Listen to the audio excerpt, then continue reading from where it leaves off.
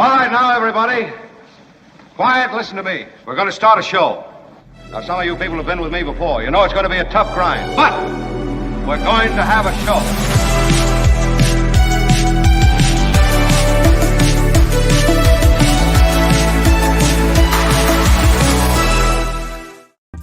And hello, all. Great to have you in the mix today. Wow, do we have a lot going on today. It's really cool. Some great stories, some great follow-ups, some great guests. Anthony Davis from the Midas Network is going to be through. Belinda Weymouth is here with It's the Planet Stupid. There's a huge story about how the drought is affecting the Panama Canal. And because of the lack of water, there may be a legit issue on commerce through the Panama Canal. So we'll talk to her about that. Also, David Katz. David Katz is money. And he is kicking off the second hour. We'll talk about the Trump trials. But we're not limiting ourselves to the Trump trials. There's some other kind of cool court cases and questions, some not related to Trump. One is related to Trump. That's the question as to whether or not Donald Trump can even appear on the ballot in certain states. So we'll get to that with David Katz as well. Kim is here. Kim, how are you? And Tony is here, everybody. Thanks, Tony. Yeah. It's great to have everybody in the mix. So let's get it on. I will tell you that Tony got a new microphone. It's very exciting when I'm talking to him off the air. There's a certain This is richness one of my old to ones, his actually. voice. This is one of my first Oh, ones. it is? Oh. Yeah. It's a I nice think it dynamic sounds mic. quite impressive. Denser. It looks Yeah. very old-timey radio. Yes, it does. It has a certain throwback look, I guess. It's almost like you should be busting out with a song from the 40s, you know? They got a guitar over there I can just start playing. Yeah, there you go. I got a question just before we get into the heavy stuff or the stuff that's going on. I've got George Santos news, of course. There is some interesting stuff related to Santos. But what I wanted to tell you is I got a long comment. You know, I tell you, I read your comments and try to respond. And I got I'm not, it's so long I can't read it right now in its entirety. But it's from PT. Now, I don't know who PT is. Do you know who PT is, Kim? PT, yeah. I get some emails from PT as well. Okay. So do you know his name or her name? Well, or? no, but I don't necessarily know that PT would want his or her real name popped on. Well, no, I'm just talking about the first name. Kim, how are you? Okay, fine. Anyway, Yeah, I don't know. Look, don't create. You're going to create Don't trouble ask so the early. questions. Jeez. Look at the drama already. Oh my God, I don't understand it, Tony. I ask a simple question. Do you know the name? And I get like, well, I don't know that he wanted to. Look, I'm the king of not revealing people's names. I don't need it explained to me that you don't reveal people's names. Why are you yelling? PT is the name. Okay, PT. Yeah. My previous comment about going to the doctor for a flu shot reaction was 99% tongue-in-cheek, Mark. I realized that if it was reaction serious enough to warrant a doctor granting you an appointment, the visit would have been treated as a medical emergency. I thought my comment amusing because of your type A personality. How dare you, type A personality? Who are you? God. Why are you yelling? Type A personality. Who are these people, Tony? Good day, on that. Yeah. Gosh. Based on what you've told us and what I've seen, I could envision that instead of sleeping off your flu shot reaction, as we mere mortals do, you schedule a doctor's appointment, further taxing the time you have available to sleep. What? PT, opening hard. Wow. Hope you now find my comment to be as funny as I did. Anyway, he goes on to talk about the cruise and that we should get some. He's funny, and he said if Gene Burns, Ron Owens, and Leo Laporte can get free cruises, you should at least get some bandwidth on your cruise comped. Yeah. So, now here's the part that involves you, Kim. We'll see how your mood can change. On a separate note, he says. Oh, I love it. He's got more to say. Can you let him finish, sir? Exactly. On a separate note, I'm disappointed. I like disappointed, angered, irritated. All those words let you know that there is a blast coming. Here we go. I am disappointed that you and Kim don't seem to acknowledge my detailed emails anymore. It's because they're too long. Oh, well. And How would you handle this? We could try ignoring it, sir. Are you ignoring them, Kim? You're not acknowledging them at all? No. I will respond sometimes, but sometimes. It's too much. It's a little too much. So it's but I appreciate, a little too much from PT. I always appreciate it, but here's the problem. And PT, your involvement in the show is amazing, but sometimes it feels like people want to take charge of the show and tell us what we should do and when we should do it and how we should do it and who we should interview and all these things. And it's like, listen, you want to change the show? Well, why don't you just have your own show? Because that's not what this show is about. Well, you know something? I have just the opposite view, as you might imagine, to Kim. I don't agree with her. And I will tell you that I appreciate all of your... What? I don't mean it as a criticism of Kim. We disagree on certain things. Yeah. I do take your suggestions, acknowledgments, and redirections seriously. We can't incorporate many of them, either for the reasons that Kim has sort of implied, which is related essentially to the fact that it may be just not what the show's about, but it's also sometimes just not possible, you know. Right. Like you tell me you want to book Leo Laporte on the show. This is part of it. It's like, just not going to happen. I've gotten the same message several times. And again, I always appreciate the people reaching out and people wanting the show to be better and great and except what have PT, you. Apparently, Kim, you don't acknowledge his emails. There's too many. It's too. He is saying, and this is to him, you know, Can you let him finish, sir? Exactly. Let him finish, Kim. He is saying, I'd appreciate even a brief acknowledgement, such as, quote, thank you for the information, or, Thank quote, you for the information. I've already seen this. If you choose not to confirm or deny anything, I can read between the lines. Oh, I can read between the lines. He gets the breakup, Kim. You're breaking up with PT. Good day, sir. No, that's right. That's not fair because I've responded. All right. He might not like the way in which I respond. I'll say, you know, I'll acknowledge all the things all the program director related changes he's wanted to make. And then I'll say, here's why we're not doing this, and this. Thank you for your email. In closing, I want to express that I don't appreciate, don't appreciate is another phrase where you know there's a blast coming. Yeah. I don't appreciate the constant praise given to those who donate publicly through YouTube super chats and super stickers. Why not? Well, he goes on, They're because the only reason we're here. YouTube takes a 30% cut of those contributions. It makes me cringe when I hear the listener just done it 100, when few, if any of them, understand that you actually only receive $70. I've explained this before, PT, and let me explain it again. It's worth it to us to have YouTube make it so easy for people to support the show. You pay for that service. I've talked about this before. It's a frictionless process. If you work on any platform that is donor-based, PBS, let's use NPR or PBS.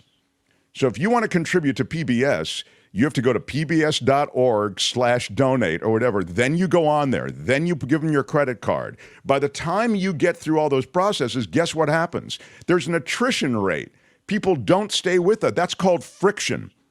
If you produce enough friction, enough clicks, enough forms that have to be filled out, people won't do it. What's so great about YouTube is that it's frictionless. You just click it and you can leave us a little support. So what? YouTube gets some of the money. It doesn't bother me. Yeah. It really doesn't, because we pay for the frictionless aspect of it. I appreciate your input. Some of what you're suggesting, like, you know, booking Peter B. Collins and some of the other people you suggest, it's probably just not going to happen. Yeah. But I don't know. I read all of your stuff, and I hope to get to it. And it's possible. I always read the suggestions. If I have a great if there's someone comes up with a great suggestion, I'll pass it on to you, or we'll talk about it, or whatever. But don't send me the same suggestion 50 different ways from Sunday, and then tell me I need to say thank you. Don't. Not to I am. I protest. All I'm saying, PT, is if you're not a Patreon supporter, then leave us alone. No, we appreciate your input. Luis, Mark, please give PT a virtual hug. I do love you, PT. Yeah. And I appreciate your look. I appreciate that you're as connected. And I will tell you the other thing as I read your comment. It's a really long comment. Anybody can read it. It's on the public in the comments. And as I tell you, I always read your comments after the show's been on, et cetera. And then we're going to move on. I've got obviously a lot of stuff to do today. But what I wanted to mention was, as I'm reading it, I'm kind of just reading it before I really look to see who's written it. I'm thinking, this is from Mo Direct, isn't it? It's very Mo Direct. The whole comment could be written by Mo Direct. He's the other guy who's got long comments. You should do this with your audio. You should tweak this, blah, blah, blah, blah, blah. And when I get to the bottom, I look back up and it's PT, and I just I couldn't make it all work. So Mo Direct, you and PT should get together. There should be a support group for all of the input that you guys have. I thought PT was Pat Thurston, but not anymore, says Becky. No. And again, I do, It's so nice to have someone so invested in the show, right? Exactly. And so exactly. we can't ask for anything else than you guys caring about it and wanting it to be amazing. And so thank you, PT, for the comments and suggestions. And now I shall ignore them. Thank you. Yeah, okay. We give you the 4 thank yous, PT. Maria, thank you for $10 in a super sticker. Yeah, big shout out. I like it. I thought you were going to start I don't care singing. how much YouTube gets. Great. Let's spin off some to YouTube. Most of it goes to support the show.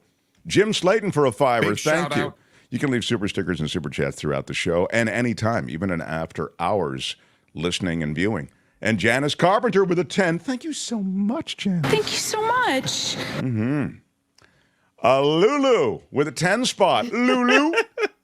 Just to be annoying, she says, I'm giving you $10. Big shout out. Kim is the hardest working, multitasking personality. Thank you for the quick follow-up, Pamela. Of course, so are you, Mark.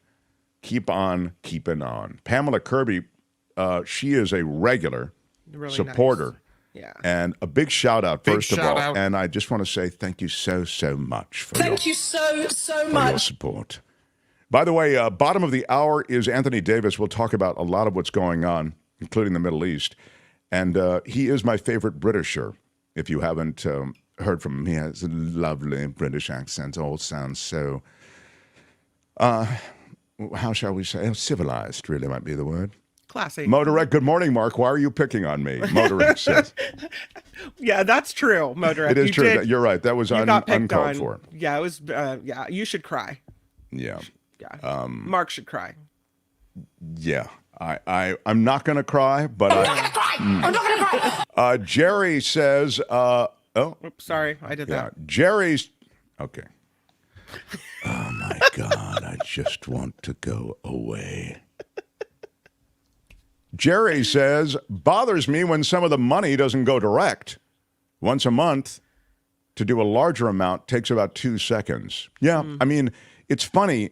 It's not the time it takes to contribute to Patreon or PayPal, but just because we're on it, it's just, again, the number of clicks and maybe it is the time it takes. I don't know, but I'm just saying it's somewhere in that world of time it takes and number of clicks and, this is too much trouble and, I'll do it later. I mean, right now, boom, I can help them right now. And yeah, we'll absolutely give you a shout out. And I gave shout outs to Patreon and PayPal people, and we are running their names. Everyone who contributes, PayPal and Patreon at the end of every show. And Tony, who said today, he's been, poor Tony has been, I'm lazy. No, your phone has been blowing up from KFI Radio in Los Angeles because he does a lot of work over there.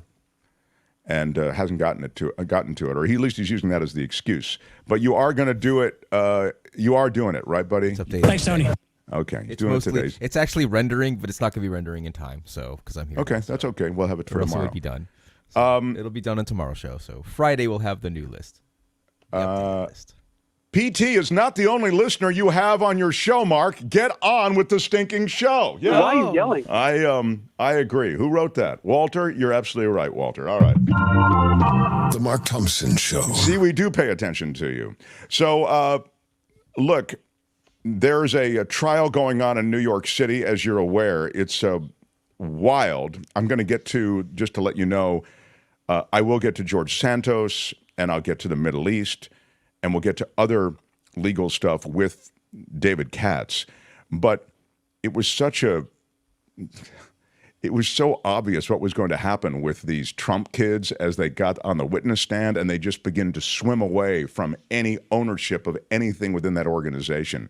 They're all there for the grift, and they're all there for the flim-flam, but when it comes time to actually own any decision-making, I mean, it's their signatures that appear on all of this stuff. So the valuations of properties, the requests for loans, these all go over their desks and they're signed. Do you have a piece on that, Tony, or not?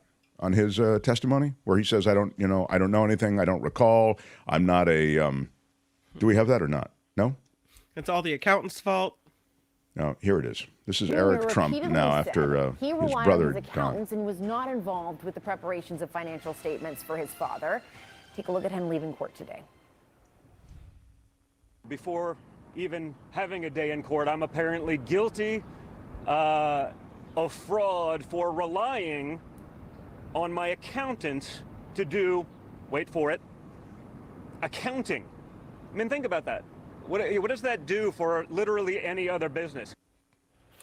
And joining us now is Nick. Yeah, okay. So essentially, he was very loose in the courtroom yesterday. He was, I should have worn makeup, because he was getting his picture.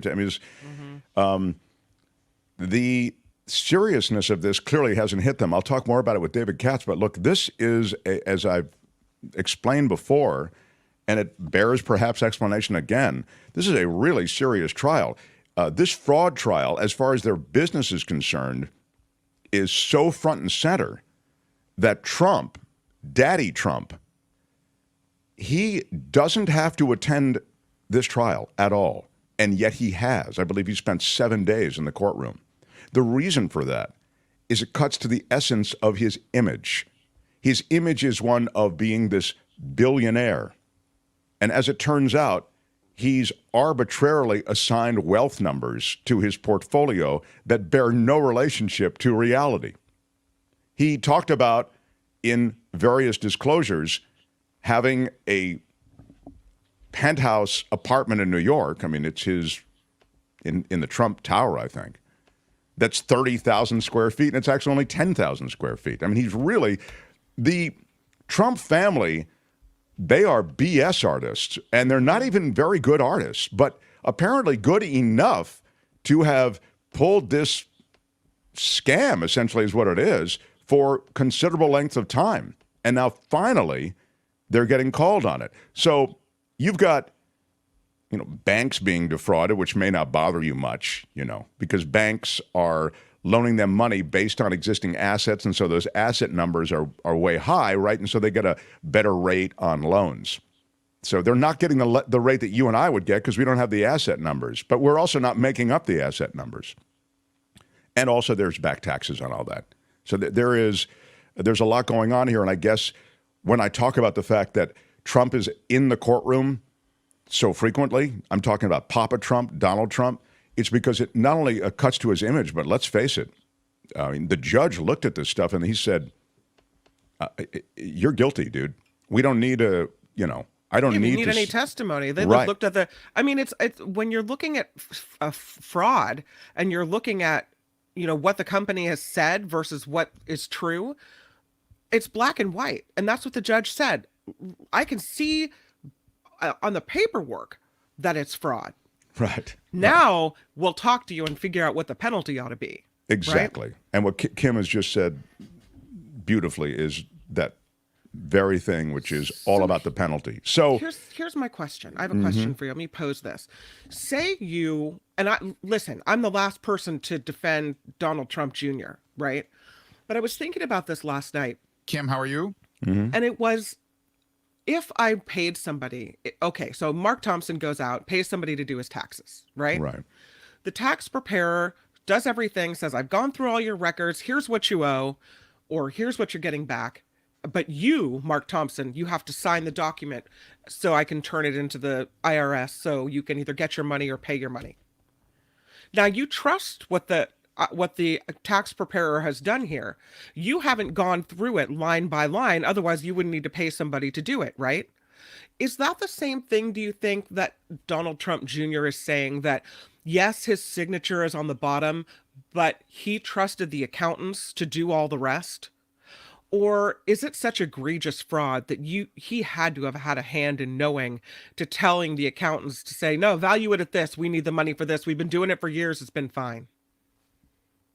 I would say that when you and I sign a tax form, that you're right in the main. We are trusting a tax preparer to have done the due diligence with our paperwork and represented that paperwork on the tax form.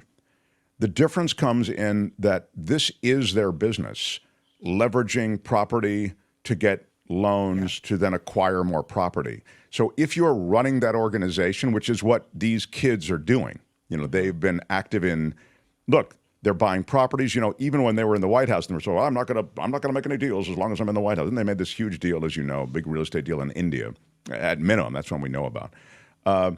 So they're hands-on, Kim. I don't see it quite as the parallel, perhaps, that your example provides.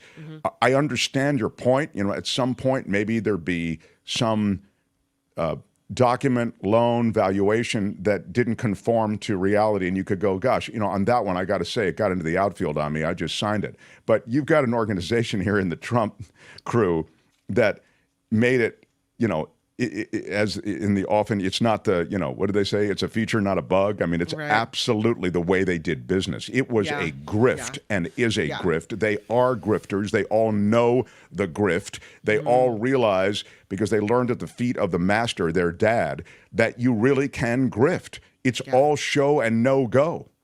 And they put on the show, and Deutsche Bank stepped up. I mean, I think we've talked about this before. The Deutsche Bank thing was huge. And there's a part of Deutsche Bank that was well aware of the fact that the Trumps were an awful risk. 6 bankruptcies. They default on a bunch of stuff. And so they really didn't want anything to do with Deutsche Bank having loaned them money. In other words, in risk assessment, the Trumps came up short, way short. But then there was another branch of Deutsche Bank that was taken in and got drunk on private jets and Mar-a-Lago and these kinds of, they were feted essentially. They were, they were soaked in all the amenities that are associated with billionaire status. And as a result, they started okaying huge loans to the Trump organization. So, and it was like the right hand didn't know what the left hand was doing. This is at Deutsche Bank. Go ahead, look it up. Google it. This is exactly what happened. So all I'm trying to say is when it comes to the Trump kids and Trump, it's a grift, it's a scam, and they all know the dance. It's the only dance they do. Yeah. So more, gosh, I didn't know. It was the accountants to come. I think you'll get it. You'll get it from Eric. You'll get it from Ivanka. Ivanka will say, I really wasn't much with the day-to-day, Right. I was busy, riding shotgun with my dad as we went to China and made deals, in various trademarks and patents. Was it trademarks, right, that she was getting her from approvals China. From China? Yeah. So that's that. Anyway, that's going on in Manhattan. Corbin, as I say, it cuts to the heart of who Donald Trump is. And I don't know if I did say this, but let me just say it now. It's not only his image, but as we were saying before, he's guilty of fraud and will likely lose these businesses. They will be turned over to receivership, and if the designated officers that aren't in the Trump organization will continue. If these entities continue, they'll be continued not under Trump, but under a designated receiver or designated officer who has nothing to do with the Trump organization. And a lot of these shell companies and all the rest that he's set up to buy various properties, they'll be shut down. So this is a titanic case for Donald Trump. The Mark Thompson Show. Meantime, in the House of Representatives, how am I doing on time? Because I've got Anthony Davis coming up, right? Yeah. Let me wait on the House and on the Santos thing, and let me give you a little bit of a palate cleanser, and then we'll have Kim's news and we'll welcome Anthony Davis. Is that? Are we good with that? Okay. I like it. It's beautiful. Okay. I don't know what that is. That's my hand lying on. That's my hand hitting a button. Amy Robach and T.J. Holmes. Do you remember them? They were the two hosts of Good Morning America. Yes, the affair. Yeah, they were rolling around TV together. Affair. Mm-hmm. Yeah. Well, they are. I should have sent you this. Although there are all kinds of pictures of them hugging. Here they are in a publicity picture hugging, and they have landed on their feet with a new gig. Yeah. Off of GMA 3 and now on to a new deal. Amy and TJ will be what this cute couple will call their new, anybody? If you guess podcast. Yeah, that's right. Amy and TJ, the podcast, will be, there it is. That's the publicity picture. Thank you, Tony. Very well done. Now, again, Thanks, Tony. They were both married, I think, and then they met on the set of GMA or whatever. And anyway, it was at GMA when they were doing GMA 3 that their affair became big news and the buzz, and now they will be doing a podcast. So what happened is they spent time together in upstate New York. Daily Mail published pictures of them. And Robach was, at the time, married to Melrose Place actor Andrew Shue. And T.J. Holmes was married to attorney Marilee Fiebig. But not anymore. Nope. They got that divorce fast-tracked. They went divorce, off GMA, and now on a podcast. It was allegedly a 3-year affair. So, yeah, pretty exciting. Now, as you know, I supported keeping them on GMA, and I thought it's catnip to the viewers. These two have been getting it on for 3 years, and now they're going to be, I thought it was going to be. There's never been anything like this. Exactly. I thought it was going to bring a lot of people in. You think, especially GMA 3, it's like it's the lighter hour. Anyway, but they're off, and they now have a podcast. So if you're looking for the Amy and TJ podcast, you can find it soon at a podcast platform near you. How come we don't have a promotional photo like that? We should. Not a loving one with the arms wrapped around each other, but No, something. I'd like one with you looking adoringly at me and me looking annoyed at you. That's what I want. So maybe we can set up that photo shoot. Are you saying you're constantly annoyed with me? I'm constantly annoyed with everyone. You're rude. Had enough. It's just, all right, now. Well, I'm going to get right to Anthony then. Yeah, I agree. Because we'll do a supersized news after we have Anthony Davis join, okay? Yeah. Are you prepped for Anthony Davis? I'll need everybody prepped on this show. He's my favorite Britisher, so let's not screw this up, okay? Look alive, damn it. The Mark Thompson Show. You know this guy from the Midas Touch Network. He is great takes, great. He tries to be objective in his treatment of a lot of subject matter that's very hard to be subjective about. How about it for the great Anthony Davis? He's my favorite Britisher. Hello, Mark. Yeah. Great to see you. I'm asked often, what other Britishers did you beat out to become my favorite? And so I'll name my top Britishers. And again, Anthony Davis is atop this group. We have a mutual friend named Bean. Yeah. Now, Bean is British, but he sounds like I do. He sounds like an American, but he is truly British. It's deceptive and confusing. Yes. And that deceptiveness and the confusion probably has an effect on my perception of him, to be honest. Yeah. Still, he is a staunch defender, for example, of the crown and, the idea of royalty. That's a big thing to him. We had him on defending it, and he loves living in London, which can be tough with the weather and all that sort of thing. So anyway, Bean is one. I was a little disappointed when I found out that he was British because I was so keen to make American friends, Yeah, even your effort to make American friends was ruined by Bean. It was a disaster. And he's like, no, I'm British. And I'm like, no, you're not. And then we argued about it a bit. And when I'm defending The Crown, I'm normally defending the Netflix show The Crown these days. That's really what that kind of means. And I think there's a new season just about to start, which I'm very excited about because it includes the tragic death of Princess Diana.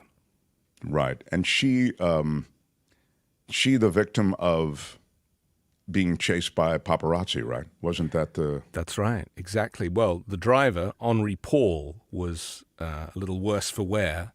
It was like a perfect chain of terrible events that brought that about. Do you know what I mean? I think this is often the case with these high-stakes situations. Being chased didn't help, not wearing seatbelts didn't help, having a drunk driver didn't help.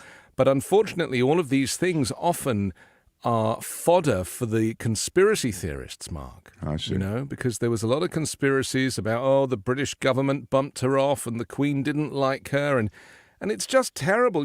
People have terrible accidents every day that we don't hear about because they're not famous.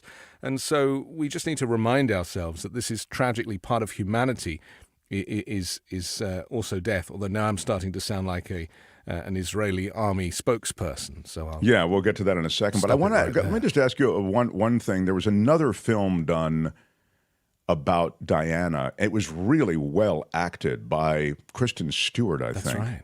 And what I forget what it was called, but how did you feel about that? It was called Spencer, I think, wasn't it? Okay. And it was a depiction of... It was more of a psychological depiction of her circumstance, her loneliness, her desperation. What did you think of that? I thought it was fantastic. And again, talking of like people who have got the wrong accent, I mean, I was like, well, why don't they choose a British person to play her? Because, it's very hard for an American to do a convincing English accent. Kristen Stewart is an American, as far as I'm aware, unless she had me fooled. But aside from the accent, you're right. The thing about Diana was that she was so... Like all of us, she was so flawed, and she was never designed, as I don't think any humans are, designed to be famous. I saw on an Instagram meme that I was watching Ben Affleck doing a little chat about this on a panel, saying that he is totally unsuited to celebrity. And I believe that we all are. And it's, when you catapult someone into fame, and Donald Trump's a perfect example of this, it doesn't just go to their heads, but it can be very dangerous, detrimental, and either, the end of democracy, or in the case of Diana, the end of her life, untimely, death. And that was and we can't even conceive of that level of fame when you talk about levels. And Affleck, I know him a little bit, or did know him. I used to play cards with him, and he I remember said one night, because we were asking him about, he's going out with Jennifer Garner and all this stuff way back in the old days. And he said, I think it's important to go out with somebody else who's high profile because they at least understand your circumstance. You know what I mean? Yes. I thought that was an interesting insight. I think he's right. I can only imagine, because then you can hide out together. Right. and not go out together, which is super cute. No, it's a real concern. But all right, so you mentioned Gaza, by way of the Israeli army, and I want to touch on that. I also want to get into the House of Representatives, the Santos thing a little bit, and just what's happening with American government. And we got up, you can see the 5-Minute News and the Midas Touch work that you do. Anthony covers a lot of this. There were no good moves, I suggest. I'll postulate this, and you can tell me what you think, Once Hamas attacked in the way they did and produced the atrocities that they did, the deliberate atrocities, horrifying, reminiscent of the Holocaust, all of these various aspects of the atrocities that were pretty much, I want to say in recent history, unprecedented. Certainly no attack of this kind in the history of the State of Israel since the Yom Kippur War. There were, I would say, very few good options for the Israelis. And now we've seen, with their decision to go into Gaza, which was, again, predictable. I think this is completely Hamas predicting exactly what was going to happen. I don't think Hamas is surprised by this, and I'm going to shut up in a second and let you speak. But all I'm trying to say is that the circumstance that the Israelis found themselves in against that backdrop left them so few options. And now I'd suggest you lose, of course, any moral high ground. That was going to happen right away. And the international community support begins to melt away, and even support in this country begins to melt away. You end up in a very tough position. And this is not to even mention the humanitarian horror that's going on in Gaza. Now you, please. I have a new theory, and a lot of it centers around Benjamin Netanyahu, who, of course, is it's really at the center of the decision to go to war. And I think if he was genuinely taken off guard and the intelligence didn't make its way to him, or he chose to ignore it, because, of course, the Egyptians and the Americans tipped him off in advance that there was going to be some kind of attack. Why he dropped the ball, I don't know, and I'm not a conspiracist. But I do think that when you have an ego like Netanyahu, because he's a populist and, has certain Trump-like qualities and is very much on the right, the far right, maybe the reaction, and I was thinking, if it was Trump, let's say Trump was the president of Israel, and this happened on his watch and he missed it, what would his reaction be? Because obviously we know Trump better than we know Netanyahu.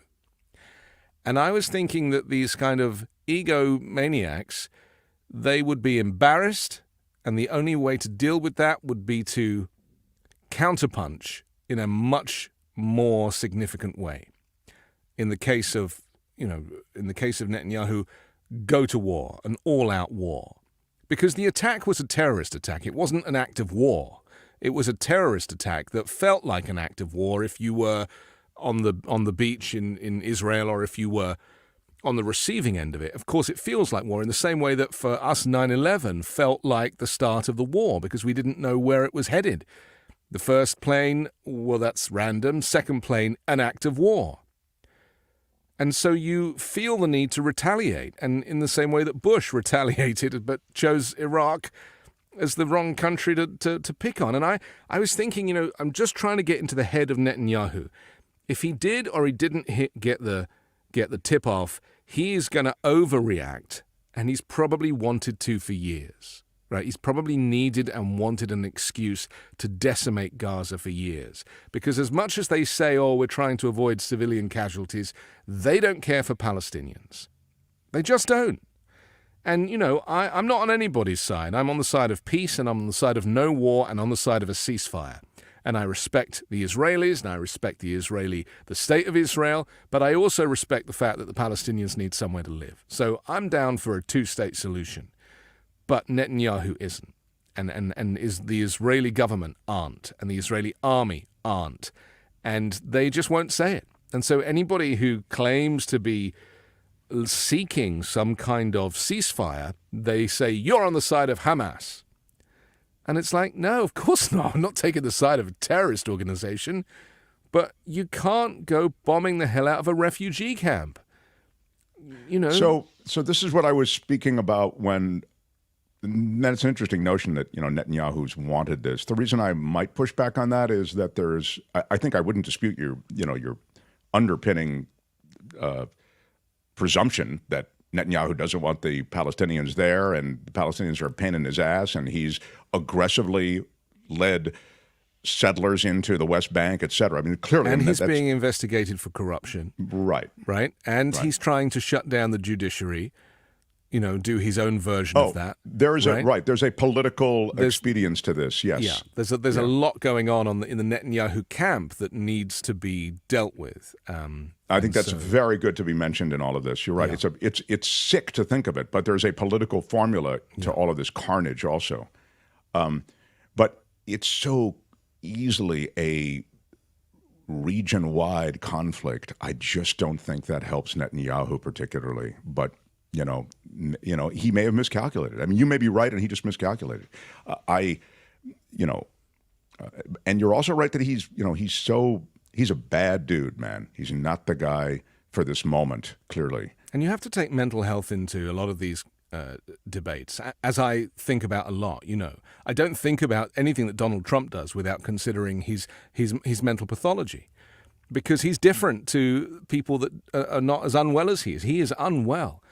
And often people who have governed for decades, and let's be honest, Netanyahu has managed to keep getting himself reelected for years now. I mean, I remember him when I was a kid. I remember seeing him on a bus coming to London on a tour.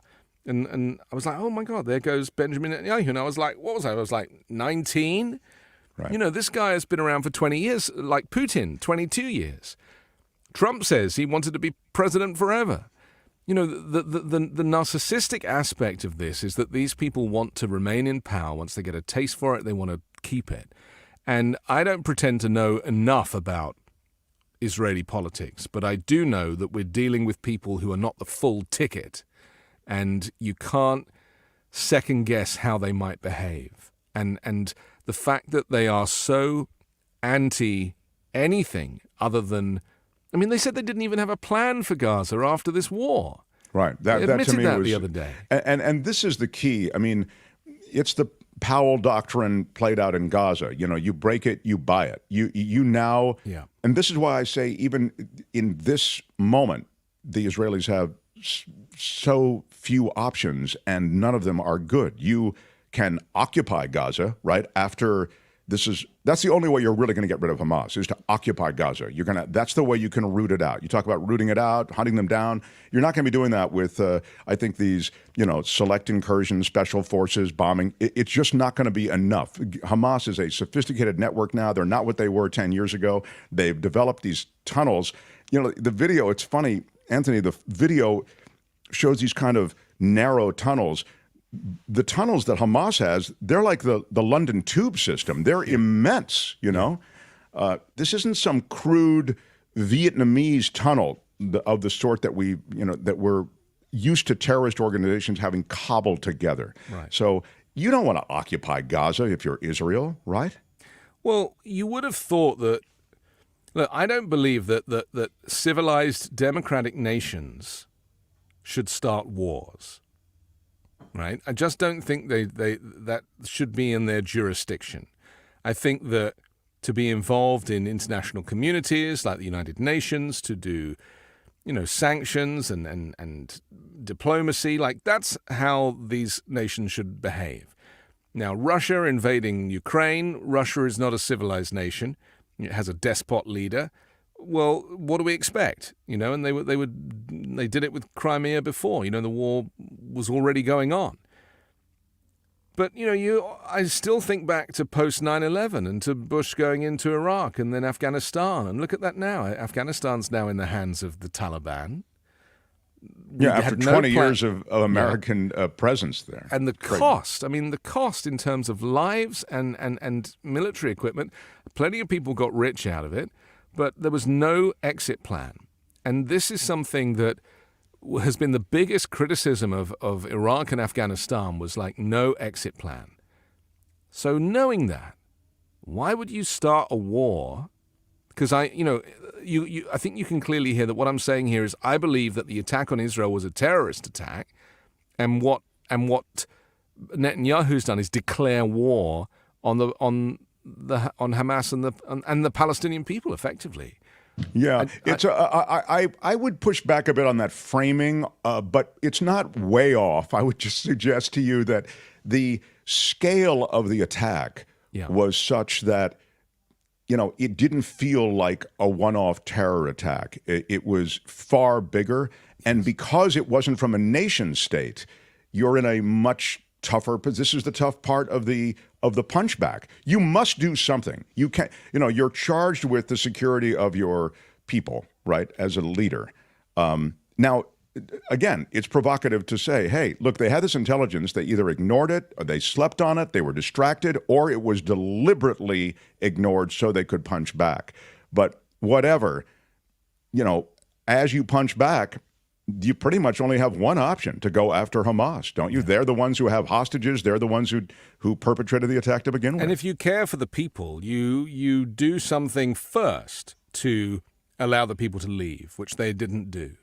And then when they said, oh, you've got 24 hours to go, well, you can't evacuate 1 million people in 24 hours through these, because, let's be honest, Israel has barricaded Gaza. Right, it is. They control Israel everything. And the Egyptians, to be fair. Yeah, but they control the water supply and the energy, and right. all of the essential services. And so, I just feel like the aggressive nature of the retaliation.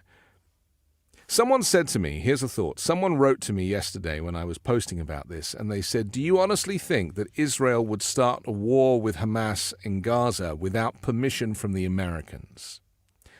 What do you think about that? I think they absolutely would. I don't think they asked permission from the Americans. I think I also think that the hand plays itself a little bit. Of course, they're the allies, the democracy in the region. They're our strongest ally in the region, although, back-channel alliance with the Saudis, et cetera. I mean, you can, that's a much more intriguing conversation than it probably seems on the surface. But anyway, I don't know. It's fair to say that they may have said, look, we are going to do this. But I don't think they asked, can we do this? Because Would you accept that? The problem with this is that the rhetoric that's being put out there is that this had Biden's support. And, this attack and this war is going to negatively affect Joe Biden at the ballot box. Absolutely right. Because, you assume that because Israel is an ally and the U.S. is an ally of Israel and vice versa, that these decisions were taken mutually. And so, therefore, people who want to, diss Biden are going to give the impression that he sanctioned this. And now he's having to backtrack and say, we want to deal with the humanitarian aspect of this, and that he's talking about protecting Palestinian civilians. Israel are not talking about that. It's not something that they are focused on or interested in, unfortunately. And so there is going to be a separation, I think, of the thinking of Israel, Netanyahu, and the thinking of Biden, because there's an election coming up here in the U.S. Everything has a knock-on effect. And so Biden's having to play a very careful game. Not everybody is fully aligned with Israel as the Constitution might suggest they should. This is the problem. Because the West helped create the State of Israel, there is a natural allegiance.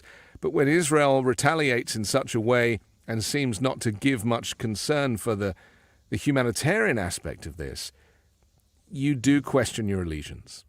I was trying to find you also I think that's a really great point about allegiances changing and political winds changing allegiances and dictating allegiances. The Haredi Jews, exempt from Israel's military service mandate, are now signing up to fight. During wartime, we must all do the maximum. Anyone who isn't studying Torah full-time should contribute. This is an interesting, and this is when I talk about the Middle East, I really feel most people are talking out of their ass one way or the other. Well, you know what I mean? We all are. The example I give is about territory, right? The reason that we couldn't win in Iraq or Afghanistan is because it's territory. If you are the invading force, it's not your home. But if you are, an Afghani or even an Afghani working for the Taliban, because the Taliban paid more money than the U.S. government did or than the Afghan government paid. Right, so people need to put food on the table, so they're going to go and work for the highest bidder. The Taliban are paying double. So, the allegiance is about, people are dug in. If they're born there, if they live there, if it's their home, then they're going to fight to the death. Whereas, the occupying force, it doesn't have that same emotional and cultural relationship with the landscape. Well, the other thing about land is a point I made, I think, last week, which is that, war is really only good for acquiring land. I mean, you can't, through war, get people to, jump on the same economic policies that you have or religious philosophies that you have. It just doesn't, you can't bomb people into that kind of conformity. You can take land, and that's really what these military incursions are about. But again, so the Israelis want Gaza? No, they don't. They pulled out in 2005. They don't like the Arabs. I mean, it's just as simple as that. Right. It's like we often talk about the fact that religion and land are really the things that divide us. The tribalism. And this is what it is, and there's still confusion. People don't really understand, Israel is obviously the state of Israel is a home for the Jews, but there's just as many Christians living there. There are Christians who see Israel as the Holy Land too. And so, an Israeli is not always a Jew. So it's very confusing. And then, of course, when you get into the Arab world, you're talking about the Sunnis and the Shiites and the separation in the religions. It's like there is a lot to learn, and I think us white people in the West really could make a lot more effort with our homework. I think it's worth saying, and it's also nuanced. I mean, the reality is that there are people. I mean, just to make a point, because I don't want to. I think we shouldn't get blowback on this, because recognizing that there was a big move among the Israelis to reach out to the Arab community, to reach out to the Palestinian community. My God, many of those people who were slaughtered were peaceniks. They were really committed to some kind of relationship with the Palestinians that doesn't exist now. To a two-state solution at minimum, I mean, the other thing I wanted to, and this is kind of, I know we only have a couple minutes left, but I wanted to share something with you that a lot of the anti-Semitism that is cropping up worldwide is frightening. It's chilling. I mean, European Jews are feeling as they did pre-World War II. Yeah. It's awful, man. I mean, what's happening in France, I read the numbers here on the show yesterday. What's happening in France, Germany, across Europe, and it's happening all over the world. But listen to this. The Qataris, wildly wealthy, and it's where Hamas hangs out, right? Yeah. And they're doing the negotiations now at the moment. Thank you, exactly, for the hostages. Senior leaders of Hamas, the perpetrators of the worst atrocity against Jews since the Holocaust, are huddled in Qatar. They've been there for years. But American foreign policy has turned a blind eye to this. Why? One reason might be that for the last 25 years, this small, energy-rich state has pumped billions into America to purchase influence and good favor. The Qataris have spent their lavish fortune at American law firms, on lobbying contracts with former senior officials, and on junkets and partnerships with big media companies. The biggest recipients of Qatari largesse have been major universities and think tanks.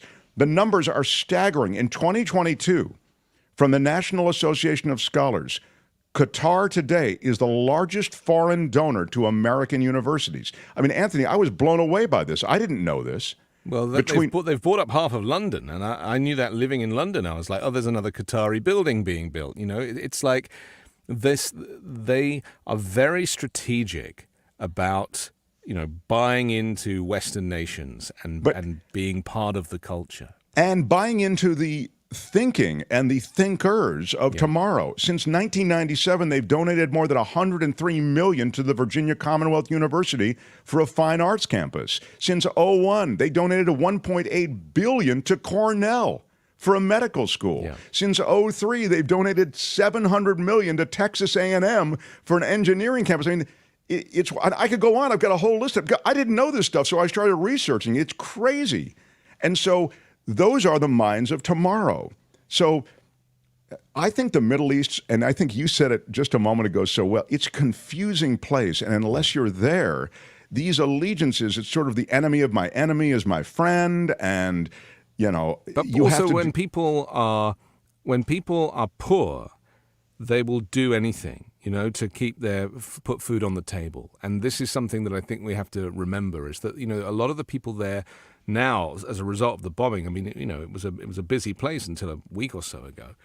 the infrastructure is completely knocked out. Let's just say one thing about the anti-Semitism before we finish, which is that I personally feel that racism and anti-Semitism and xenophobia are everywhere and have always been everywhere. The countries where you have less of it are the countries where people were still racist and xenophobic and anti-Semitic, but they're a little more educated. They're a little more, they understand the importance of integration and tolerance, and they're more respectful. And I think that, there's that song in Avenue Q, everyone's a little bit racist. And, and I think that there is some truth to that. But it depends on how you've grown up and who you grew up with and what kind of environment you grew up with. And, my American friends who grew up in the Midwest or places where they didn't see a black or a gay person until they traveled across the country. It's like you can't help where you're born, and you can't help that kind of hereditary learning. And so we all have to make a lot more effort to understand the nuances of faith and of skin pigmentation, and just understand a little bit more about it before we start judging people, because fundamentally we are all the same. Prick us and we shall bleed, tickle us and we shall laugh. Sure. I mean, I think that says it so well. I think you can be born into one of these theocracies and realize that's not the way for me. I mean, it does happen. People fall away from that indoctrination, but sometimes it takes a while, and I think the plurality of some societies isn't reflected worldwide. But it's a scary time. Love spending time with you. I encourage everybody to check out the 5 Minute News, and also your show. I love the show you do once a week also now on Midas. The Uncovered Show. The Uncovered Show. I enjoy that too. Yeah. No, there's a lot. There's just so much. I mean, this is the thing, we could always talk for hours. I would just finally say that, I really believe that this is Benjamin Netanyahu's war, I really feel like this is a lot of this is about him. And I think as time goes on, we're gonna, because obviously they're going to investigate as to why they didn't know or why they didn't act and everything. I think a lot of this is going to go back to this guy trying to save himself. Yeah, you started in a provocative way to say, look, this is the war he wanted. I mean, he wanted it all along. So that's a very provocative react. If I get emails and other stuff, I'll share them with you next time. Maybe you'll come back and visit with us. I hope soon, maybe next week or whatever. But I love our time together. So thanks a lot, Anthony Davis. My pleasure. Anytime. Anthony Davis, everybody. Right on. The Mark Thompson Show. Yeah, pretty special guy. Love talking to him. Can we do quick news and then David Katz? Yeah, we can do that. Reasonable? I'm quite interested in hearing Anthony Davis just talk and talk and talk. That man could say anything, and I'd be like, oh, yes, please. That's outrageous. Yeah. Can you get him back on? I hate that. The Brits have been dining out on that BS accent for so long. No. I could just listen to him speak so long. It's the truth. Yeah, but it's fake, Kim. It's fake. This is my family are all from the East End of London, and they all talk like that. So if you want to talk to any member of my family, they're going to be coming for you. Whereas I got sent to drama school and elocution lessons because my parents, none of us went to university, none of us are educated, right? But we did have elocution lessons, and it makes it sound like you went to Oxford or Cambridge. True. And that's the advice that I give, rather than spend a lifetime paying off your student loan, $200 or $300 will get you an elocution lessons for 3 months, and you'll be able to talk like you've had an education. Wasn't that the premise of My Fair Lady, or was it? Yeah. Yes, the rain in Spain stays mainly in the plain. That's a. Rex, I was going to say Rex Tillerson, but it was Rex Harrison. Yeah, Rex Harrison. Yeah, that would have been. I'd love to have seen Rex Tillerson in it too. Yeah. I mean, I'm searching out the podcast, the Midas Touch, and what did you say the next one is? The new one? So I have 2 weekly shows on the Midas Touch Network. Uncovered is on Wednesdays. It's a live show with Ron Filipkowski, who's a former federal prosecutor. And there we uncover kind of far-right propaganda that is, okay. that is confusing everybody. Yeah, I don't care what you're covering. I'm just going to go in to hear you talk. Yeah, don't bog her down with details. The content is great, but I'm just coming for the accent. Yeah. John Watson says in the UK he just sounds like an average Joe. That's true. Exactly. Everybody. There have to be annoying voices in the UK where like their tone, but he's like this relaxing, like lulling me into some ridiculous stupor. I can't. It's great. This is all right. It's fantastic. I'll take it. A lot of love for Anthony Davis. All right, we'll talk soon. Wow, that's really something. Look at He's Kim. Awesome. I know. Kim. Voice. I'm telling you. Jeez, American women. Kim, how are crazy. You guys just all go nuts for these guys with accents. I know. I'm blushing. I have to say, I'm the same way though. I love people with accents. Yeah, it's true. So. All right, so... Thank you so much. All right. Thank you so much. David Katz is upcoming, so can you want to... let's get a little news capsule, and let's do it. Katz is coming up. Smash the like button if you would. With your iron rod. Give us with a little thumbs up. Cost you nothing, means a lot to us. Appreciate that. Mark Thompson Show. The Mark Thompson Show.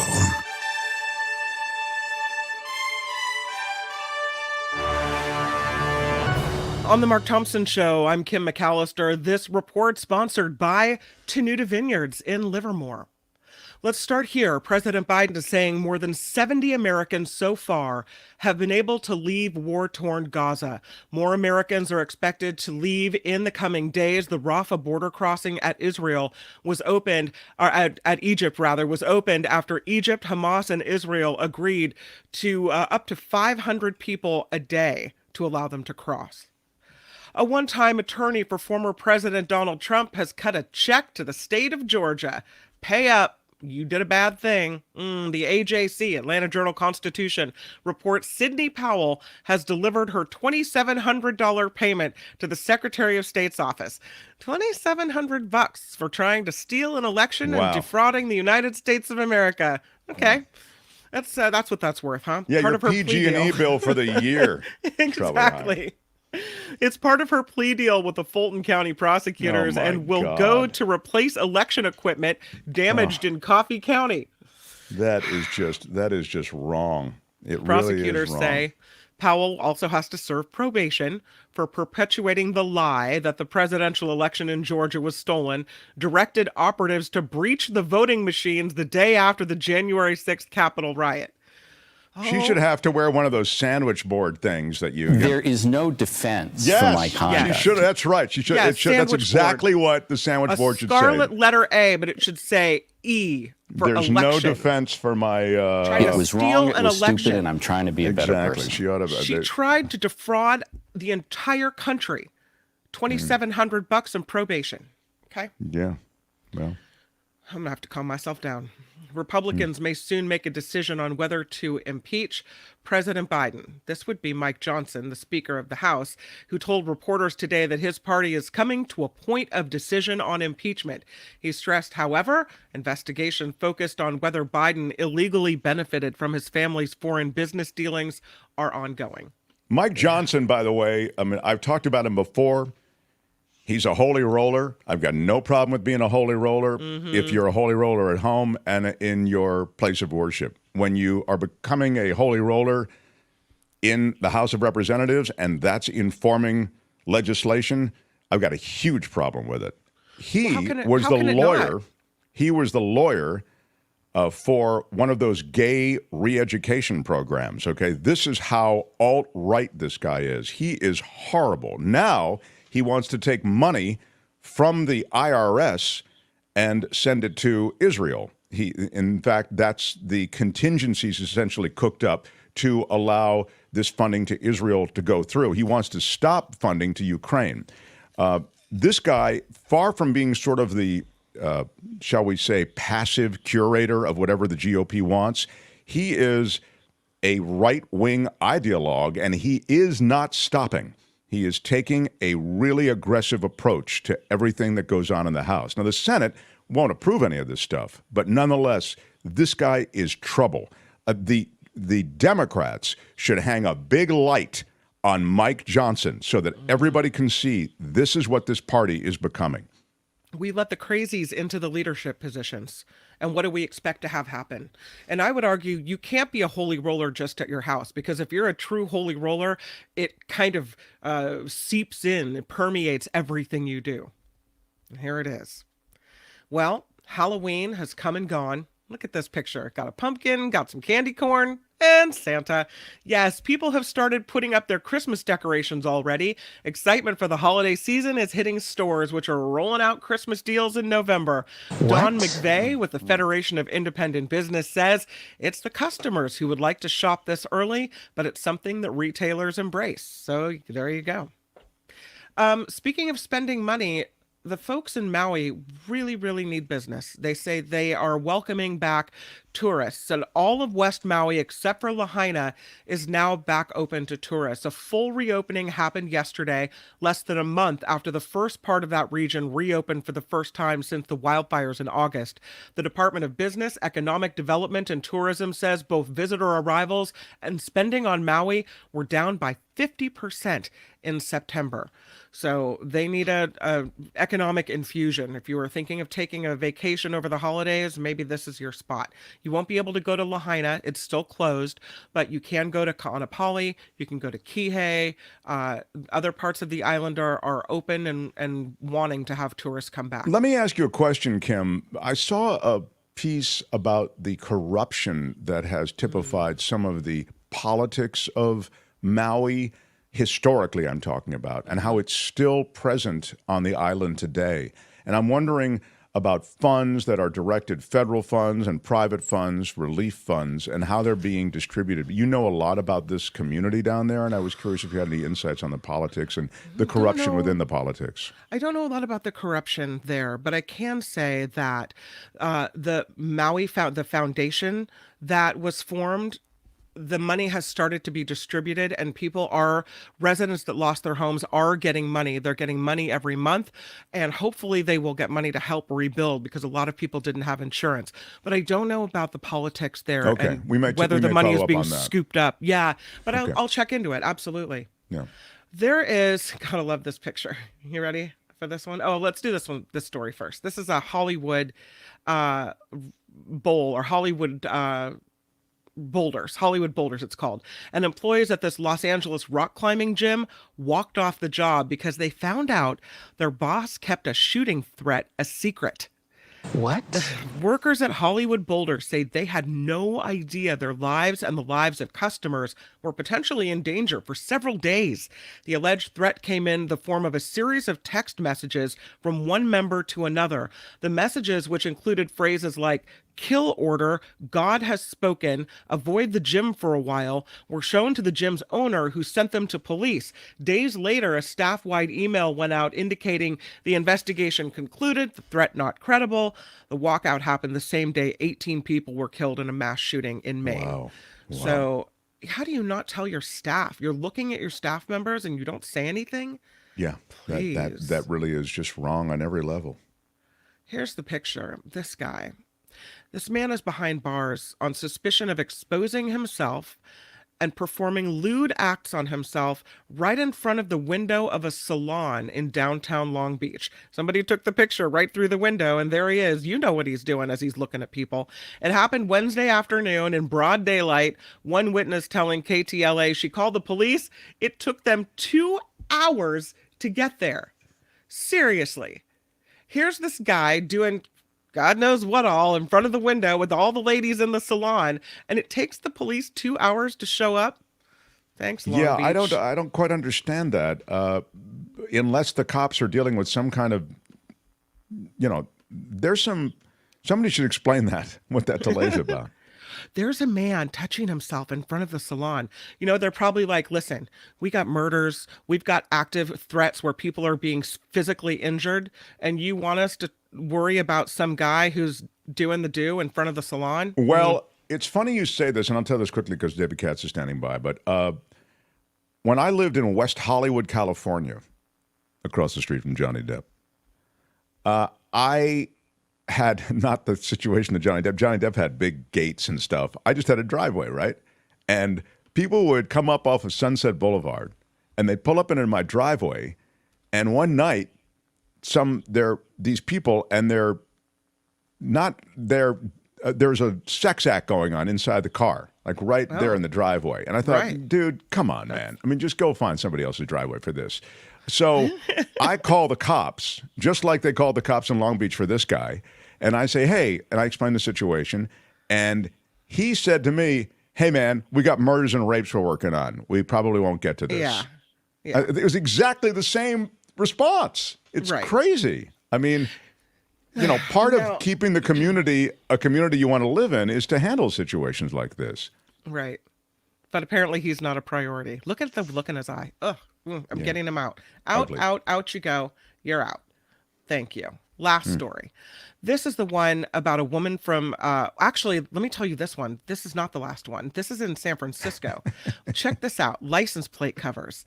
The city of San Francisco is cracking down on illegal license plate covers. The police chief is saying they make it hard for officers to find cars involved in sideshows. Some drivers also using them to hide from traffic cameras.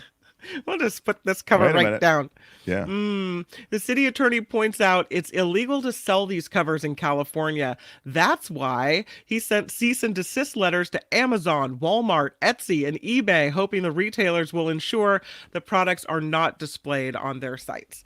I don't understand why you would. They shouldn't be legal. Why would you have it? You're required by law to display that. Hey, sometimes I want you to see my license plate. Sometimes I don't. I mean, exactly. I mean, there's no legal reason, I wouldn't think, that you should be able to have that on your car. No. I'll have to ask David Katz about that. Hadn't planned to, but maybe I'll ask him. This is the last story. A woman from San Diego, speaking of traffic, is trying to appeal a traffic ticket to the U.S. Supreme Court. Susan Porter was given a ticket for honking her horn at a protest outside San Diego Republican Congressman Darrell Issa's office in 2017. She honked her horn at a protest and got a ticket. The Union Tribune says she's appealing this ticket to the Supreme Court after her petitions were denied by a district court judge and an appeals court. She's trying to appeal a California law that says drivers can only honk their horns because of imminent danger. Well, if that's the case, then everybody who's honked out of anger, frustration, everything should get a ticket. The law is applied willy-nilly. Yes, come on. The law on horn honking is that you just described, but of course it's never enforced. So it's selective enforcement. That's crazy. But there have been a bunch of these cases that people try to appeal their speeding ticket to the Supreme Court. I mean, they're just thrown out, But anyway. Oh, this report is sponsored by Tenuta Vineyards in Livermore. And you got it. You can get the exclusive Mark Thompson 10% off at Tenuta. And this is great because if you go out and taste at the winery, they've got 14 whites and 14 reds, 28, because I can do math, varietals. That's a lot. I mean, 28 varietals all there waiting for you to taste. You get discounts on case purchases. And I'll tell you what, this is the perfect time to think about holiday gifts. Speaking of getting retailers getting things into stores early, but order a case of Mark Thompson Why Are You Yelling Red, or order a case of Tenuta. We know the Why Are You Yelling Red is really good. The Hey, which one of you is Mark Thompson Pinot Grigio, also supposedly very good, although I like the red better, but that's fine. All right. Order the case and give it for Christmas. It's a way to support the show and support one of our sponsors and give something really good. So get your 10% off. Straight up right in, no problem. That's right. You have to call the winery at 925. It is 699-4576, 925-699-4576, and get your 10% off by saying Oh, no, that's not right. Okay. Don't say that. That's with your iron rod. Smash it with your iron rod. The phrase that pays, and get to your 10% the phrase off. That pays, everybody. At Tenuta Vineyards in Livermore. No chitting for you. No it's all about It's the phrase that pays at Tenuta. 10% off. Yeah. Smash with your iron rod. Rich at TenutaVineyard.com is the address. Give him 30 minutes and you'll be friends for life. I'm Kim McAllister. This is The Mark Thompson Show. The Mark Thompson Show. Yeah, thank you. We are so short on time, and I'm bummed that we don't have more time with David sorry. Katz. I Can't get David Katz to come on a little. Oh, well, you went on with your news too long, maybe. Did I? Is that what happened to me? I don't know when. Anyway, I'm not going to delay. He is the brilliant legal analyst. You've heard him in London. You hear him here in the States. You've seen him on Fox News Channel. You've seen him on local channels. It's remarkable that David gets so much into these segments that involve legal analysis. He is the former federal prosecutor, now working the defense side of the table. David Katz. Hello, sir. Great to be with you, Mark, Kim. It is so much fun to talk to you always. A lot going on. I was talking in the first hour. We'll try to kind of move these things along, David, but I was speaking about the fraud trial that was going on in New York and is going on in New York. The Trump kids now are being paraded in. The answer that the two Trump kids who have already testified, the answers they're giving are associated with, I didn't know. This is about the valuations of properties. This is about the fraud associated with those valuations. I wonder if you can speak to just the state of the state on that, and then we'll move on to the situation with trying to remove Trump from the ballot. Well, it's very interesting.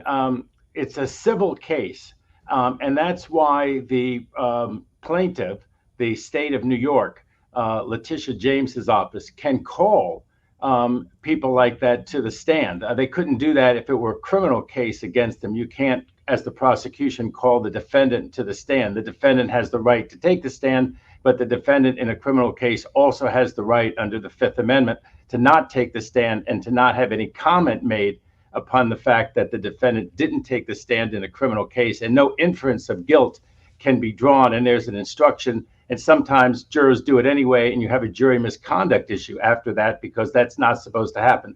This is a civil case, and it's confusing because you hear the word fraud bandied about and these charges, but it's civil fraud, and the other charges are civil. They have quite a consequence that the business license of the Trump organization could be suspended. It looks like it will be suspended. That would bring a receiver in and make it very difficult for Trump and his kids to make decisions. They'd basically be ousted from control over major decisions.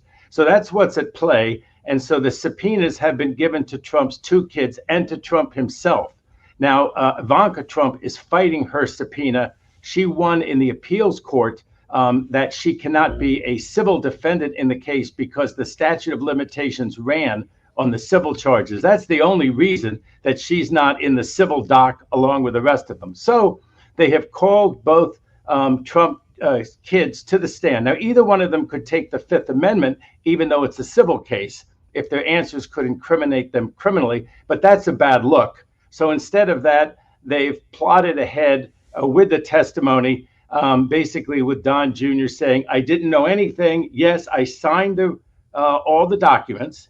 And of course, in signing them, you're acknowledging that you've read them and understand them. I mean, you cannot, say to the IRS after a phony tax return is filed, well, I didn't know what I was signing. My accountant put some numbers down. I don't know anything. The whole point of signing something, Mark, is that you're endorsing it.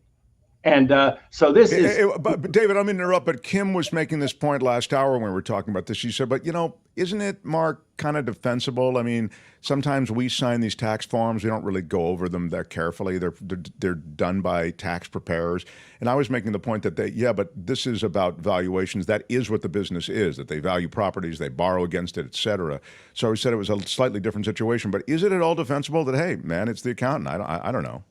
Well, just for the average person, it's certainly true for the average person. And you have a lot of these innocent spouse cases where especially the wife, that's the typical situation, still comes in and says, I had no idea what I was signing. My husband, my accountant put this thing in front of me. I just signed my name.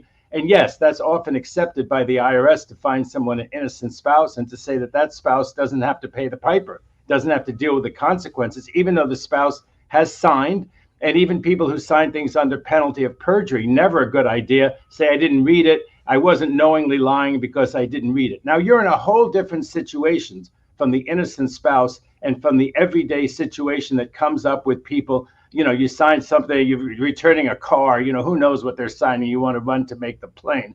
This is not that situation. Right. When Trump became the president, he was supposed to put everything in a blind trust. Of course, Trump never wanted to play by the rules and the norms, so he didn't put things in a blind trust. The Trump organization was run by three people. Guess who one of them was? Don Jr. has been since 2021 a trustee of the Trump organization, who along with his dad and this Weisselberg are responsible for what it does, for its major decisions. So this is a complete farce. The judge, by the way, who's the juror, he's the one who's going to decide not just the law, but the facts. It's without a jury. He's totally unimpressed with all this nonsense. This idea that, well, the accountants did it. That's what we pay accountants for. It's just common sense. And the higher up you are and the bigger the organization is, really the less defense that you have. You need to know what you're signing. And to the extent that he verified things, Mark, like that his dad's place was worth $300 million because it was 3 times as large as it is, that's not an opinion. A measurement of space is not an opinion. And he obviously connived in that. He signed those things. And again, just to relate it to, let's say, a tax return. Yes, you may not understand all the schedules, but if you made, I don't know, let's say $100,000, okay, and your accountant puts down you made $10,000, you're going to notice that. If you haven't paid any tax after you've had a great year and there's no tax due at the end of the year, you're going to notice this. And these things by Donald Jr. are egregious. Apparently, while he was running around giving speeches and playing celebrity, which is sort of his defense, that his brother, although his brother wasn't the trustee, Don Jr. was the trustee, really talk to my brother. He's the one who was really running things. He's on the stand next or right now, and I'm sure he's going to say the same thing. He had no idea what was going on. That's what we pay the accountants for. None of this is going to work. I'm a criminal defense attorney now.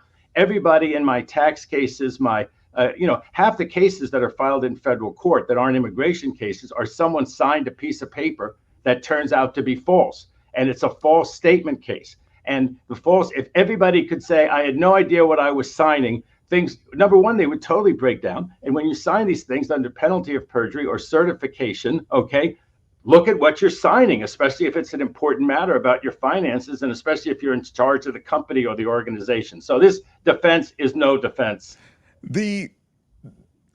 Quickly, and then I will get to the Colorado case, removing or trying to remove Trump from the ballot. The pushing of the documents case now, in that, the Trump judge in Florida who ends up with this case is delaying. I mean, the Trump trial down there is scheduled for May of next year. And now she wants to push it even farther down the road, which helps. That's essentially what the Trump people want. That document case, which seems so open and shut, that may not come to trial for a long, long time, huh, David Katz? Well, Katsadamas will not even take a point of accurately predicting that one because it was too easy. It was a softball. Everybody presaged and predicted that she was going to kick the can down the road until after the election. And of course, she's already starting to kick the can down the road.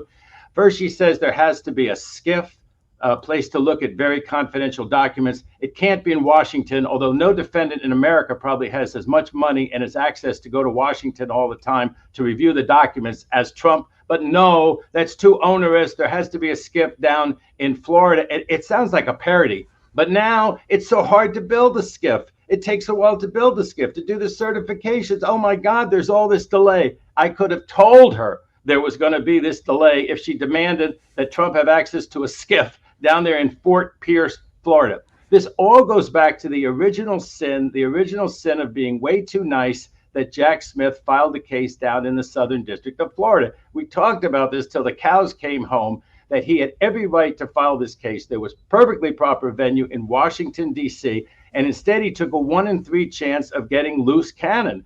And she's going to be very loose with the deadlines. Now she says there are discovery problems. What she needs to tell Trump is the same thing that I think that the district judge in Washington, D.C. on the conspiracy case there has told Trump's lawyers. Hire twice as many lawyers if you need to. Whatever your problems are, getting certified, getting this, getting that. If you have 6 lawyers, hire a dozen lawyers. If you have 6 lawyers in one case and they're the same 6 lawyers in the other case, no. Don't come and say, oh my goodness, Your Honor, we just had this case in Washington, D.C. in March. How can you expect us to go and try this case in front of you in May? Guess what? Get a different team, get a supplemental team. Both those cases should go. So, yes, she's going to kick that can down the road, and it's an open and shut case against Trump. He is guilty, Guilty, without a doubt, What did OJ used to say? Absolutely 100% not guilty. He is absolutely 100% guilty, Trump down there. But the case won't go to trial before the November 2024 election. And I will not take a point of accurate prediction for that because it was too easy. Well, I'm laughing also because the whole idea that you need a delay in the court schedule because you're too busy with other court cases because you're that lawless is very funny. Like, if you break enough laws and you end up in enough courtrooms, the judge, if friendly, will just go, "Oh my God, yeah, of course you're overwhelmed. Let's take care of this in a few years." Mark, the judge said, "Has there ever been a case like this?" I think she asked some question like that, and people stood around. Michael Avenatti's case was a little bit like this. He got himself in a world of trouble. People said he was being prosecuted too much, that, for instance, taking Stormy Daniels' money and not sharing it with her or not telling her that he got it in his trust account is not generally what the federal government prosecutes. Do you know what I mean? Sure. Yet they prosecuted that case. They prosecuted 3 other federal cases against him. He had to juggle. He ended up righteously with a public defender, maybe because he'd blown all the money and should have saved it for a rainy day like getting indicted. But apparently he didn't. He had public defenders. Even so, he had 4 different cases. I think he pled guilty in at least 1 or 2. He tried at least 1 or 2. And so this idea that if you get yourself in this much trouble, you're going to have a busy court schedule. But the thing that makes it so different, 2 things. Number one, there is a strong public interest which overwhelms the private interest. The public interest is in the public knowing before the nomination and before the election whether a jury of his peers found Trump guilty or not guilty. Let them find him not guilty and let him trumpet it to his potential voters. Let them find him guilty if that's what fate's going to be, and let the voters know that. There is a huge public interest in that, which is not just the private interest in having enough time to go through the discovery and stuff like that. And the second thing is he's got all the money in the world. He's a self-proclaimed billionaire. He apparently posted a huge amount of bond in one of these cases. So he has some real walking around money. Then he has the big steal where he got it from his base and supporters. Supposedly they'd be fighting these legal cases. Okay, so go spend millions of dollars if that's what it costs. Get yourself a great team for the Washington case. Get yourself a great team for the Southern Florida case. And guess what? Get ready to go by the dates that the judge set. He doesn't need a team for the Florida case because he's picked the judge. So he took care of that when he was president. Kim, can I move on to the Colorado case because I'm running so far behind with David? I wanted to ask him about having Trump's name removed. Did you have something? I'm sorry. No, it's just reading this article about Trump Jr.'s testimony and how everything he says is given more scrutiny because it's a judge that is making the decision, not a jury. And so my question was, what's better for a defense attorney or for the Trumps in this case? Trial by jury or trial by judge? Let me take a crack at this. First of all, as you know, we talked about this with David Katz. He decided, Trump did, that he didn't, his team, that they wanted a judge. And the reason they decided that, I think, David Katz, please let me know, I'm only auditing the class, that a jury in New York would find him guilty. Why? Because everybody in New York is hip to the fact that Trump is a fraudster and a charlatan, and no one likes Trump. Now, am I more or less right, David Katz? Trump managed to lose all the millionaires, Republicans, on the east side of Manhattan. Think about that. He can't even win the super rich. Why? Because he's a fraudster. Even if you like the message, he's the wrong messenger. So yes, people in New York know that. I don't think he wanted a jury, but he should have asked for one. That, I think, was a lawyering mistake. I think he should have asked for one, been denied one, and then it's another appeal issue. Unfortunately or fortunately, good defense lawyers always have a plan B. What about this? What about that? If you don't ask for it, you can't get it. He should have asked for it, been denied it, and had that as an additional appeal issue. Let me talk about Colorado real quick. Please. Now, this is about removing Trump from the ballot because of the 14th Amendment. Go ahead, please. Well, I saw David K. Johnston on this on your show, and I thought he was terrific and had a lot of interesting insights about it. And he's persuading me a little bit. I was more skeptical about it. My thought is just that it's such a precedent. If you can do this, you can do this with other people. He's not the only person who some rival or the other party would say, this person who wants to be on the ballot supported an insurrection. Now, I think what helps is a couple of things. Number one, they were in the Capitol. I mean, if you look at the framers of this 14th Amendment back in 1868 or whatever, This was exactly what they had in mind. The Civil War, the insurrectionists, they used the word rebellion. And what's the sort of thing that they would have done? Not have mass rallies in the street that somebody supported and someone would call an insurrection. They would raid the U.S. Capitol, exactly what Trump did. This may be really sui generis. It may be Trump did exactly that. He not only aided and abetted it, he not only encouraged it, ignited it, supported it, but look what it was. It was an actual raid on the Capitol of the United States where people were killed. So I'm starting to sort of like that aspect of it. But it also occurs to me that even if this won, it would have to win in a state that Trump was likely to win. That was Johnston's point. Yeah. Yeah. If it's Colorado, and he really were taken off the ballot in Colorado, and the U.S. Supreme Court denied certiorari and didn't take the case, and that was the final judgment. Okay, it would be weird in Colorado. It would certainly hurt the other Republicans running that there was sort of no candidate for president like Trump.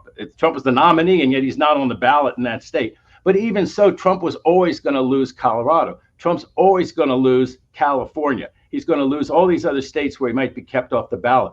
So you got to get a state that actually is going to rule this way like Colorado might. And that might be Pennsylvania. Pennsylvania is a pretty Democratic state. If you were off the ballot there goes Pennsylvania to the Democrats. Other states like Wisconsin, that's a swing state, pretty Republican state with there's a 4-3 Supreme Court, but that's one's questionable. Georgia is a Republican state. It's hard to imagine that he would win. So each one of those trials might be kind of held on its own, decided on its own, and it might actually be that this is the one insurrection at the U.S. Capitol that really does fit within that definition. And they had an expert witness testify since I last opined on it, who went back and looked at how the expression insurrection and rebellion was used at that time, how scholars wrote about it, and so forth. And this may be the case. And in terms of Trump inciting it, that part, the 14th Amendment, seems pretty straightforward. And the last thing, as to the argument, which a lot of people have made, it seems compelling that, well, this is inconsistent with the First Amendment. That was the First Amendment. The 14th was the 14th Amendment.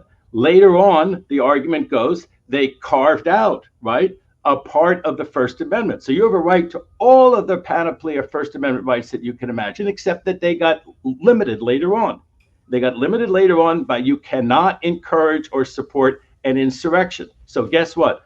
Any candidate has a right to say anything they want to under the First Amendment, but not that under the later 14th Amendment, right, that carved out something that's not covered by the First Amendment. And it's never been changed. People say, well, there was legislation. They didn't take it seriously. They revoked it later on. But guess what?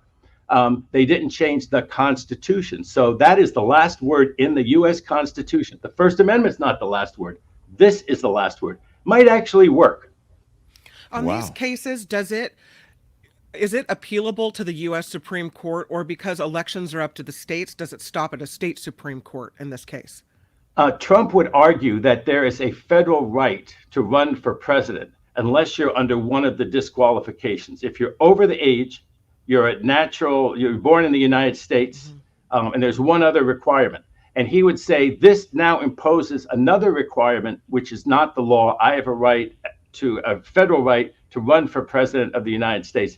That would, I think, raise a federal question that would go to the U.S. Supreme Court. So it would go from the Colorado Supreme Court. If the Colorado Supreme Court says your name is being kept off the ballot because you encouraged an insurrection, he would say that violates my rights, my federal rights, and he would take that case to the U.S. Supreme Court. The U.S. Supreme Court would not have to take it, but it could get there. That would be the route by which I think it would get there. I still think that they're likely to vote in his favor, 5-4 or 6-3, vote in his favor and undo such a ruling that would keep him off the ballot. And everything's going to be very expedited. All of a sudden, Trump's in a big hurry. All of a sudden, he's got lawyers who have all the time in the world to be in a big hurry. It's just amazing how these things happen. I've got to wrap up. I wanted to get to a couple of odd cases. David, I wonder if we can start a little earlier next time. Can we do the odd case real quick, the National Realtors case? I love that Realtors case. Yeah, give me just a minute on that if you would. So let's set the scene, because this may affect realtor commissions nationwide. This may affect realtor commissions. This is a class action suit, which is going forward in Kansas City, Missouri in federal court. The judge has not actually set the injunction yet. When we see the injunction that ends up being issued, that may affect California. It may affect the nation. A lot of people think it's going to affect the nation because when the jury held against the National Association of Realtors, Zillow stock went down 7%. Another stock went down a lot. This involves the Berkshire Hathaway subsidiaries owned by Warren Buffett and other investors. And so it has a huge impact. There actually were 3 defendants in the case. One of them was RE/MAX. RE/MAX paid $55 million to settle. Another real estate company paid over $55 million to settle. And now the jury has come back with a verdict of $1.8 billion against the existing defendants in the case. And there's 2 aspects to it. When you sell a house, normally, you're going to sell a house for $1 million, let's say, and out of that, 6% is the commission. And then there's the other side of the transaction. There's all the buyers that you want to have come look at the $1 million house, right? And so what the listing agent says that out of the 6%, they're going to give 3% to the buyer's agent. First problem is that a lot of times the buyers don't know that. Now, you should think logically that, the agent's getting something. You're not paying him. What's he getting to run around and find you this house? But it's often not disclosed. That's one problem, the non-disclosure. Even if it were disclosed, okay, the problem is that there's something called the MLS, which is the listing service, okay? And to get into this listing service, you have to play ball. If you don't pay the 6%, you don't get into the listing service. Now, people tried to get around that with RE/MAX, lower commission. People tried to get around it by selling the house themselves, right? And nowadays, with the computer, you can certainly publicize the fact that your house is for sale. People should come to you. You could have giveaways. You could do all those kinds of things to save yourself the 6% commission. But anyway, the way that the National Association of Realtors does it, the fact that they don't make the disclosures that they should disclose, the fact that it seems to always have to be 6%. I think in some places maybe it's as low as 5%. So this class action suit said, you owe us, all these people who sold our houses and who bought houses in Missouri, you owe us a big chunk of that commission back. That's the $1.8 billion to pay that class of people back the supposedly gouged, the excessive commission. Now, I don't know, people can use their common sense about this one and say, well, wait a second, think about it. 10 years ago, you could sell your house and pay the 6%, or you could sell it yourself. A lot of people think, you know what? The good realtor, the guy who really knows what he's doing, the gal who really knows what she's doing, is not going to get me $1 million. They're going to get me $1.1 million. And if they get me $1.1 million, very well worth paying the 6% commission. And if you're the buyer, okay, you think, I want to see everything that's out there. I don't want to go through the computer and just cherry pick, oh, this one, that one, the other one. You want access to the MLS so you can see all at once, well, here are the places in Venice or in Sherman Oaks that I want to buy. So I feel it's a rather complicated economic issue, but it might lead to lower commissions. One last thing, all these other advanced economies do not have that level of commissions. They presented evidence that like Australia, the United Kingdom, the Netherlands pay about 1 or 2% commission on a home sale. All the commissions altogether are 1 or 2%. This 5 or 6% is a problem. And the very last thing, the Department of Justice has been monitoring that case. They actually intervened in that case. I'm not exactly sure what role they played, but it might be a major antitrust case nationwide about how these commissions are set. Maybe they're antitrust violations, whatever. This has a huge impact on the market. As I said, stocks already went down 10% just on the news of what the jury decided, $1.8 billion. I think it's massive. I'm so glad that you explained it that way, and I think we want to follow up on this because, as you say, it could have a titanic effect on the way, well, real estate is sold. I mean, commercial and residential real estate in this country. So really big.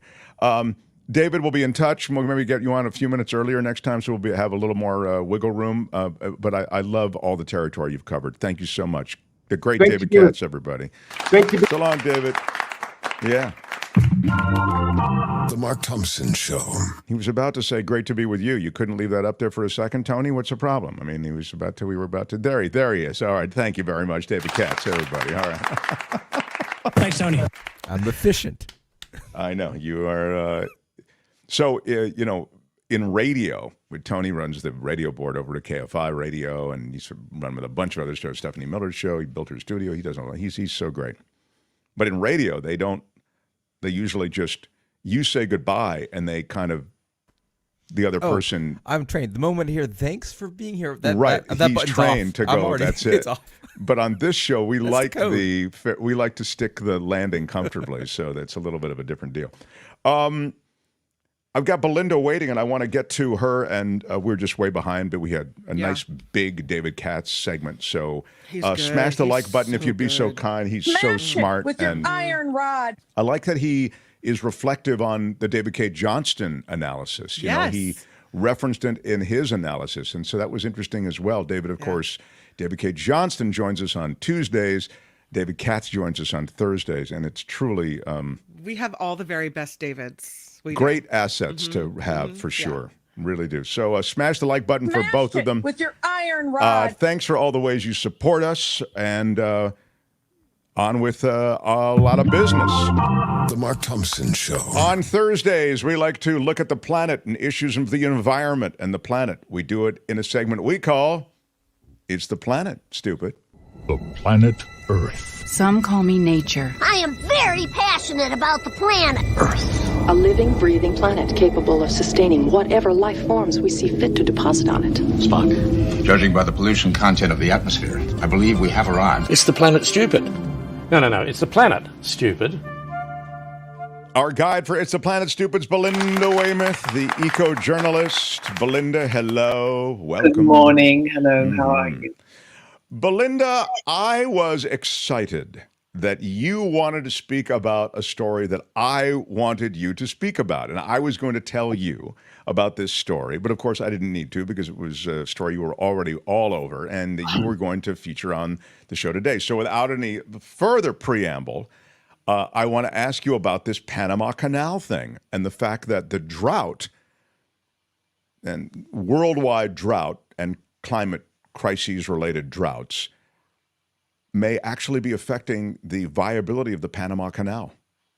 Yeah, well, the climate is affecting it. You know, climate change is a hazard multiplier. And what we have right now is an El Nino weather pattern.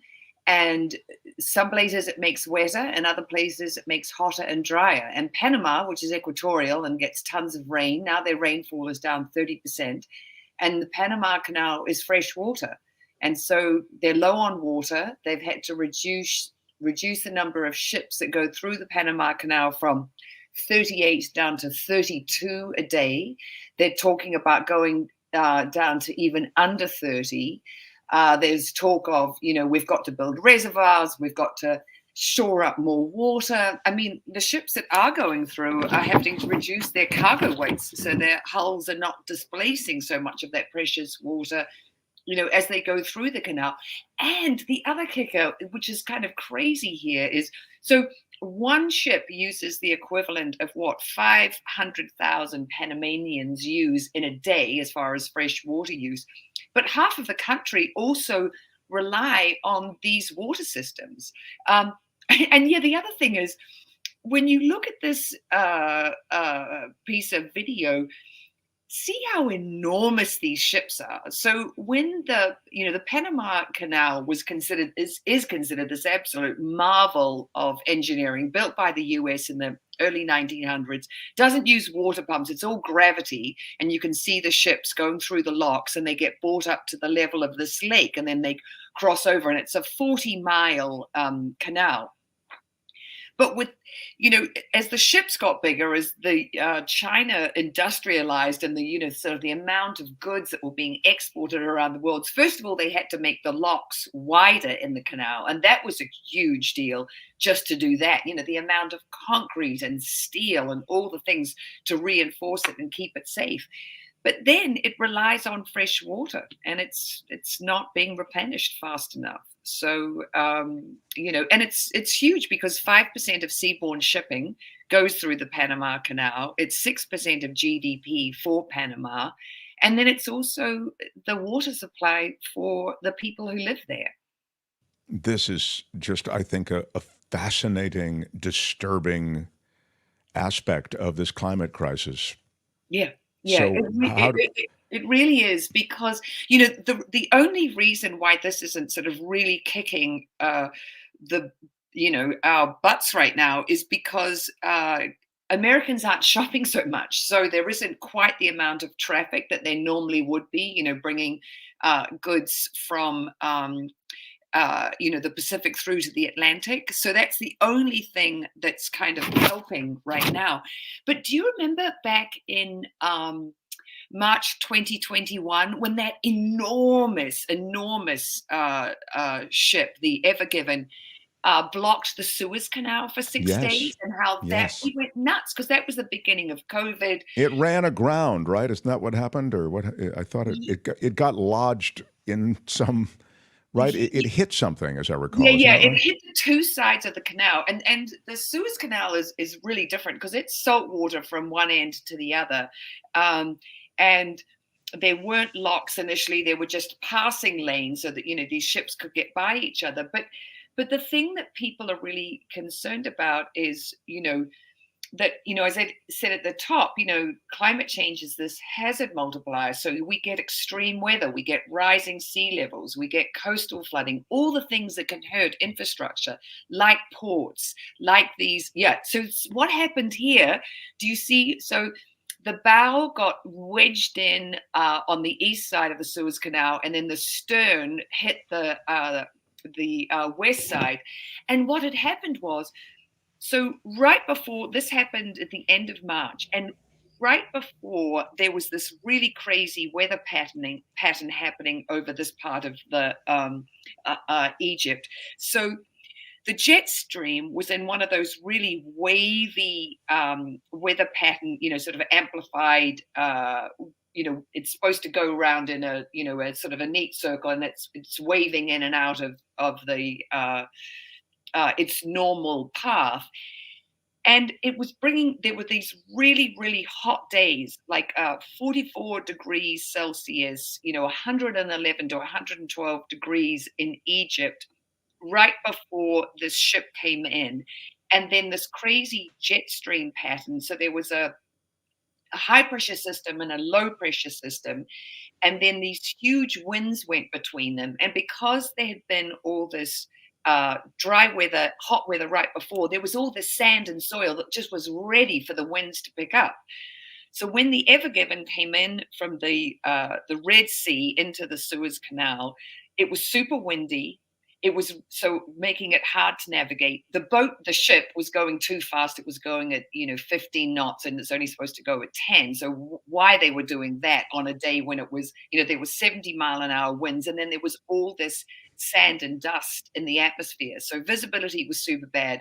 And then the wind also, because these ships have got all these containers loaded up on the decks, which they sort of act like a sail. So then the wind hit those, pushed the bow of the boat, and the next thing it's sort of lodged from one side of the Suez Canal to the other. Look at that. The track. God, that's just unreal. It gives you a sense of the scale of it. If you're watching on YouTube, by the way, if you're listening on the podcast, I might suggest going back and just seeing some of these images to which Belinda's referring. Tony's been really good about. There's an animation, and there's actually a time lapse photography of the Panama Canal, and now you see the scale of this accident that Belinda's referring to in the Suez, in the Suez Canal. Yeah. It's insane how huge this vessel is. Yeah, it's insane how huge it is. And then, it's insane that we don't stop putting, greenhouse gases into the atmosphere because we are driving this extreme weather. And then, like I said, it is this hazard multiplier. And what's happening is, so these systems, like the Suez Canal and the Panama Canal, there are 14 of these things. They're called choke points. And they're these passages or these global supply chain sort of hubs, whether they be these canals, whether they be ports, whether they be, inland rail, that we really depend on. 2.8 billion people need these 14 choke points to all be working to get their food. Yep. So there you go. The only one that has not been shut down since the beginning of the 2000s is the Strait of Gibraltar, because it's pretty wide. But in 2011 and 2012, we had such bad heat waves in the US that we had railway lines buckling, and that stopped the transport of food. Yeah, there, if you're watching, you can see all of the different choke points to which Belinda is referring. Yeah, go ahead. Yeah, so the thing is, this is super serious. You know, this is really, really a big deal. And you know, I don't know if you heard the story early in the week. You know, this new research just out saying that, you know, we are absolutely not on track to keep global climate, you know, the heating down to 1.5 degrees. I mean, they call it 1.5 to stay alive. That's what the countries that are really on the cutting edge of, you know, the awful extreme weather, you know, that's what they called it at, you know, COP. You know, the Paris climate agreement, where we said the countries of the, you know, the nations of the world said we'll keep it to 1.5. And now they say, you know, we're going to blow through that within the next 6 years. We're already at 1.1. The thing is, every 10th of a degree, you know, is important. So if we could keep it to 1.6 or 1.7, yeah, yes, we might not be able to do 1.5, but if we could still, you know, minimize it. But we're not on track to do that right now. And when you say we're talking about the human race. I mean, the human species, you know, we're having fouled our own habitats. We're the only creatures on Earth that do that. Species will go past the carrying capacity of their environment. You know, bacteria will do it in a petri dish. They'll eat up all the food, and then suddenly, boom, the next day all the bacteria die because there's no more So we're food. equivalent to bacteria. I'm sorry, my bad. Yeah, beautiful analogy. I sorry. Used, right? But I mean, for an evolved species capable of complex thought and forecasting of the sort that we've done, this is pretty amazing that we haven't even really slowed the progression of this. I don't mean to finger wave at us, you know, collectively, but it just, as you made the point, that we're going to blow past all of these cautions, all of these red lights. It's concerning. Yeah, it is because we do know, you know, what the right thing to do is, and we do know that we need, you know, to adjust, but we've just, you know, we're still in the, you know, the grip of these fossil fuel companies. I mean, the US is now the biggest exporter of fossil fuel companies. I mean, they call us a planet wrecker because of it, you know. And here's a question that's being, and it is true, we put ourselves in the, you know, we let these fossil fuel companies dominate our government and all. Randy asks, define point of no return. What does that mean specifically? I always took it to mean that means that the effects of the climate crisis will then be unabated and continue with a certain momentum that we no longer will be able to control. Is that more or less it, or what is it? Well, I mean, the problem also is there's so much heat, as it, you know, just to, you know, use the word of the day, you know, there's so much heat already in the system that even if we cut, you know, emissions drastically right away, you know, we are still going to be feeling the effects of this because, you know, there are so many the amount of greenhouse gases in the atmosphere is so high already. But the thing, and what we're talking about now is really, it's about, you know, mitigating. And we can see already with where we're at, you know, if the world on average has heated it up 1.1 degrees Celsius. Look what we're already seeing now. You know, what we're seeing happening right now in the Panama Canal, all the floods, the fires, you know, the sea level rise, you know. So the thing about the point of no return, I think the goalposts are going to, you know, have to move out further because we are going to have to learn to live with the world that we've created. But right, so now it's going to be mitigating the effects as opposed to trying to prevent the crisis. Yeah, We're out of time. Go ahead. I think we have to prevent, and we definitely have to be going, you know, having our emissions reduce, and we are doing that, but just not fast enough. And because I mean, we're not in a negative, we're not in a deficit yet, and that's the problem. We're about to level out with our emissions, hopefully within the next couple of years. But right, we are making progress in that area. It's funny, and those who are saying in the chat, I only saw Chris as one of them, but the planet's always changing, Mark. Climate's always changing, always. Dude, that's so 1992. You know what I mean? I just don't know what to say to that anymore. You just have to get with the consensus of scientists. It's over 97% of scientists say that climate change is real and we're causing it. I mean, of course, the climate changes, but we're talking about man-made or species, the human species-made climate. Yeah, crisis. that's what I'm referring to. Us, what we're doing. Belinda, I adore you. We'll get you on earlier next time and have more time to speak with you. But I found the Panama Canal thing fascinating. I'm so glad you came loaded with that story. Wow, I can't tell you how happy that makes me. And follow Belinda on social media at Belinda Weymouth. Weymouth is Waymouth. So appreciate you being here, and thank you, Belinda Weymouth, everybody. My pleasure. Talk All next right. week. Bye-bye. It's the Planet Stupid for today. That would be more. It's the Planet Stupid. No. It's the Planet Stupid. Next time, only on the Mark Thompson Show. I never know if you want me to say goodbye to Belinda before you run the close, or if you want me to run the close and then say goodbye to Belinda. Never know. We have never really worked that out, Tony. Did you feel as though discuss this before the show? I know. I like to discuss it in front of the audience. Thanks, Tony. All right. But anyway, I don't know what angered you. Well, Tony, what angered you? But all right, Tony. Thanks, Tony. Sadly, we must wrap up here. We've had a really productive. We've had a productive visit, kids. We have. It's gone very well. Mm-hmm. I want to thank everybody for joining us. I must tell you, first of all, a shout out to Pinky. I saw that Pinky jumped on with $1 a day. Our Pink. Big shout out. Yeah.